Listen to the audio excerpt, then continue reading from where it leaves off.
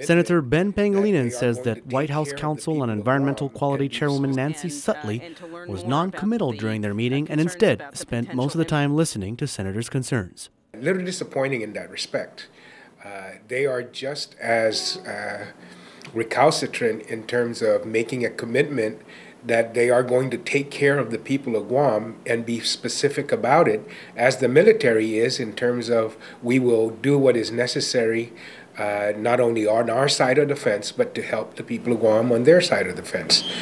We have heard all this before and nothing's come from it. Senator Pangilinan pressed Sutley to ensure that the National Environmental Protection Act, or NEPA, process would not fall prey to politics.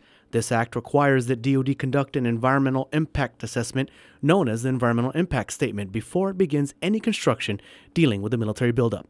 The NEPA process, if you read it to the law and the letter of the law, that we must get a supplemental environmental impact statement based upon the grade that was given by US EPA to the DEIS. The US EPA gave the military's draft environmental impact statement the worst possible rating it could have.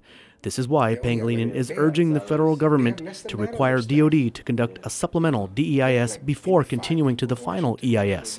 Once the final EIS is done and a record of decision is signed, DoD can then move forward in the buildup and begin construction. So far, however, both DoD and the US EPA have not said whether or not a supplemental DEIS would be required. It sounds like they're not going to demand that there be a supplemental EIS, and I'm hoping that they really do fulfill what is required or should. Senator Cruz says that even senators who have always been supportive of the buildup have now realized that the buildup is not occurring the way it should. The Vice Speaker also asked that the team who was reviewing the over 8,800 comments submitted on the DEIS be sent to Guam to see the island firsthand. The problem that you had with the original DEIS is it was written virtually because it was done by internet and not in person. That team that wrote that should have been here on Guam for the 6, 9 months, 10 months that it was being worked on.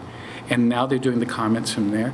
Bring that entire team here, have them on the ground, have them be able to go out and look at the coral, not look at it from Google Earth.